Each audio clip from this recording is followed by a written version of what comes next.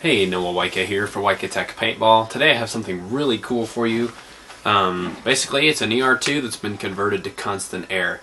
Actions speak louder than words, so I'll go right to the shooting video. Alright, so now here's my shooting video. As you can see, it's running off of a remote. The paint that I'm shooting here is Vulcan Redemption. So it's not super expensive paint, but it's fairly nice. I'm going to turn my air on quick. There's a minor leak from somewhere in here. I'm not really sure where it's coming from. I'll find it later. But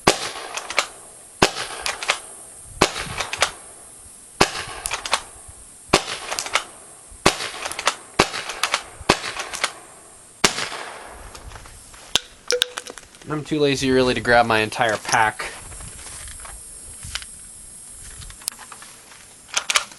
But you can see it's shooting very nicely. Here, I'll come over here. And an auto trigger. So there's a tiny leak. I think it's from this macro line fitting right here. I'm not sure. I know it's not coming from the valve because I checked that out. But anyway, here I'll shoot another tube. But what makes this thing very versatile is it can stand either as a standalone weapon or a backup to something running on a remote. You can see it's very consistent. I'm hitting that pole down there every single shot. I'm going to zoom in really quick on my target. Sorry, my mount is being troublesome, but you can see I'll shoot a couple of shots more. So there's one.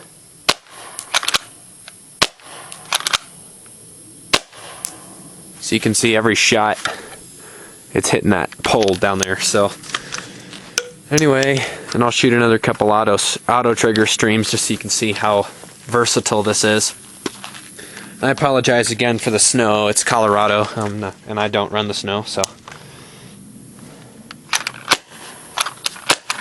And this thing, my only complaint is that this thing does have a little bit of difficulty auto triggering, so it's not going to shoot absolutely fantastic on auto trigger, but it does give you that capability.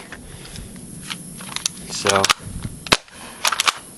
and as you can see, there's no drop off at all on this, whereas if you're shooting with a 12 gram, you'd be getting a bit of a pressure drop off, and you can see I'm running out of air in my tank, so it's being a little bit stubborn, but I can shoot all the way out here because the remote lets me do that.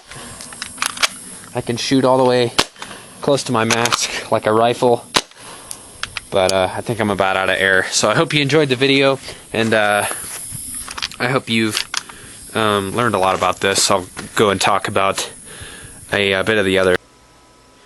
Alright, so now that you've seen her shoot, we can talk just a little bit about how it works. What I was originally going to do for this section was just to take the whole thing apart, which I think I am going to end up doing. So, give me a second.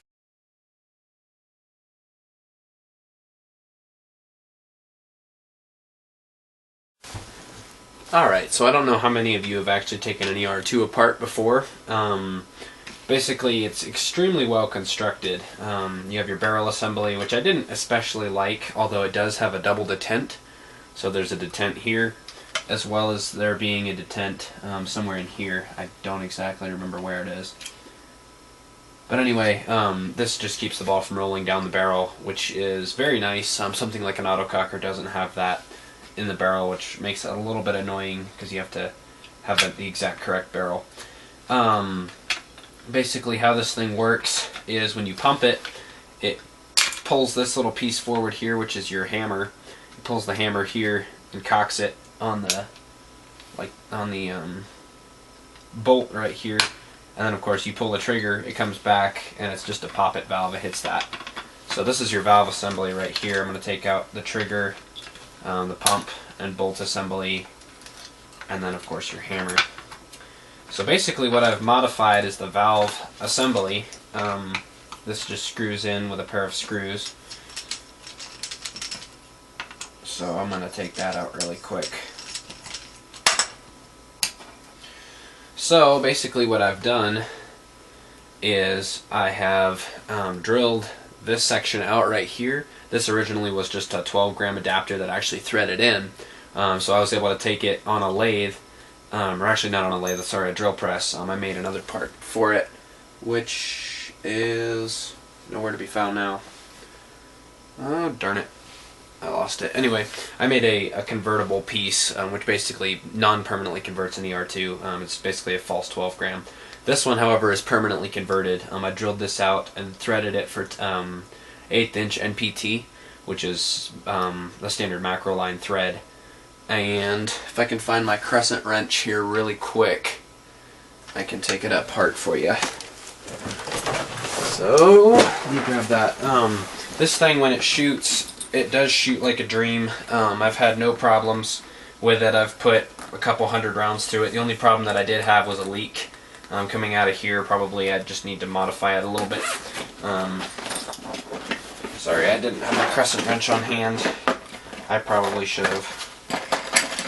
So let me grab this. Basically, you can take this fitting off, which is nice if you ever want to convert it to something else, or make an ASA or whatever. So basically, as you can see in here, I'm not sure how well you're going to be able to see it, but this has been drilled out and threaded for 1/8 inch NPT.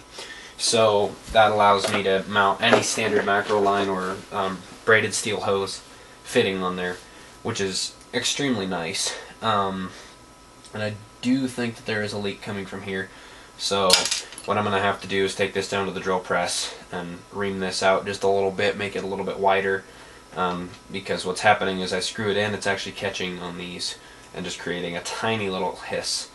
So I hope you've enjoyed the video. I'm going to put her back together really quick and talk a little bit. So an ER-2 basically was originally conceived to be a throwaway gun.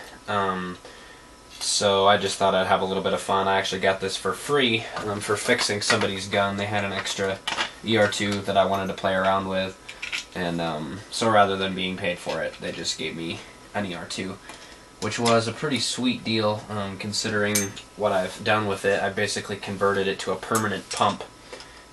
So this is what I'm going to play pump with for a while until it breaks, and then I'll just go back to my sniper. So this thing is actually extremely consistent. It's shooting about 270, somewhere in there. You'll have to take my word for it. I don't have a little home chronograph, but I have chronoed it at the field, and it is shooting extremely consistently about 270. So if you ever did need to re-chrono it, you'd probably chrono it similar to a modern spoolie, or even a modern poppet, just by adjusting a regulator pressure, which this doesn't have an inline reg. However, I do have that capability of mounting the inline reg on there. So anyway, now that I've put this whole thing back together, I hope you've enjoyed the video. Thanks.